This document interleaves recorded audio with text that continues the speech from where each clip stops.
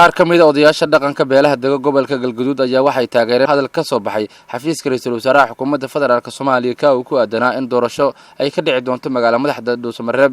odayaasha dhaqanka ayaa sheegay in beelaha dega gobolka Galgaduud ay soo dhaweynayaan isla markaana ay ku mideysiin war-saxaafadeed ay soo saareen odayaasha. waa kuwan qaar ka mid odayaasha dhaqanka oo la hadlay warbaahinta. Bismillahirrahmanirrahim. Sallallahu alayhi Muhammad wa alihi wa sahbihi sallam. waa baaq ka soo baxay odayaasha dhaqanka beesha Cayr Habargidir annagoo ah odayaasha dhaqanka beesha Cayr ee deegaanada Galmudug kadib markii aan si iswaraysi dheer ka yeelanay arrimaha ka soo cusboonaaday deegaanada Galmudug.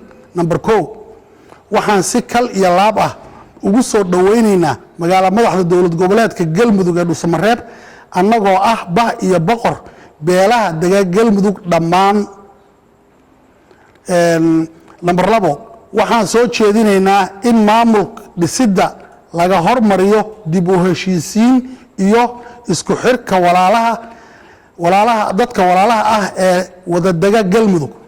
number 3 in arrimaha masiiriga ah ee reer Galmudug laga talageliyo odayaasha dhaqanka iyo waxgaradka beelaha walaalaha ah ee wadadega deegaanada Galmudug. waxaan soo jeedinaynaa in dhinacyada ku howlan arrimaha maamul dhisidda Galmudug ay ka fogaadaan wixii bulshada kala fogeynaya ee aan u adeegaynin danta guud. waxaa saxiixay afarta qodob ayaa la soo saaray. waxaa saxiixay oo soo jeediyay oo qoray odayaasha dhaqanka beesha Cayr. waxaa ugu horeeya ugaas Xasan, ugaas Maxamed, ugaas Nuur. waxaa ku xiga nabadoon علم حرس عرب وحكوحية نبضون آذن روبلة محمد آذن روبلة وحكوحية علي الداع محمود إبراهيم محمود موسى مالن علي الصلاة فرح علي عبدي علمي عبدي بنجد ورسمة حاشي حسن عبدي علي داهر حاشي عثمان. waxaan leeyahay haddaan nahay odayaalka dhaqanka beesha Cayr markii aan aragnay xaaladaha socda waxaan soo jeedinaynaa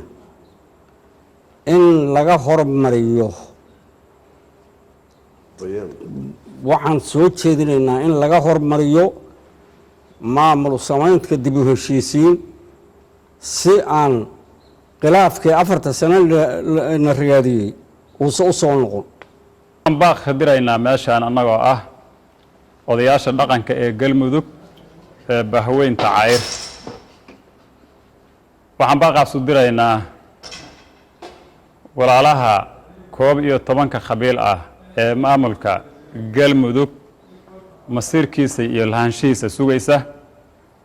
waxaan kaloon u mahad celinaynaa ayagana aan taageersanahay dadaalka ay ku jirta dowladda federaalka ee uu nagala joogo ra'iisul wasaarihii iyo wasiirkii arrimaha gudaha.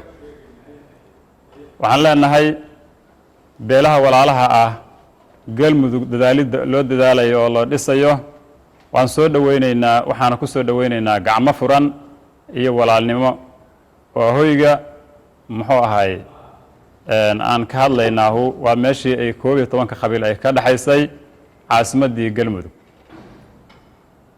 waxaan kaloo leenahay dhismaha Galmudug oo la dhisayo waxaan soo jeedinaynaa in laga hormariyo heshiiska walaalaha. waxaan kaloo rabnaa inaan ka hadalno haddaan nahay odayaasha Galmudug afka Galmudug anagoo ku hadlayna arrimaha masiiriga ah ee Galmudug ee la daadihinayo in dowr adag laga siiyo odayaasha. waxaan ku raacinayaa odayaashii hore oo hadlana ma hambayn. waxaan raacinayaa oon baaqa u diraynaa dalka dowladda Galmudug inta ay ka dhaxayso 11 qabiil. waxaan leenahay walaalayaal soo dhawaada wax qabsada wixii dantiinaana qabsada dalkiina dhista dadkiina u tura siyaasadda iyo isriixriixa iska daaya waxgaradka aqoon-yahanka hadduu dalka joogo iyo hadduu dibadda jiro intii Galmudug ka dhaxayso 11 qabiil beesha cayr waxay ugu baaqeen inay soo dhowaadaan. hadalkan ayaa kusoo beegmaya xilli ra'iisul wasaaraha xukuumadda federaalka Soomaaliya mudane Xasan Cali Khayre oo uu sheegay in doorasho ka dhici doonto deegaanada dowlad goboleedka Galmudug.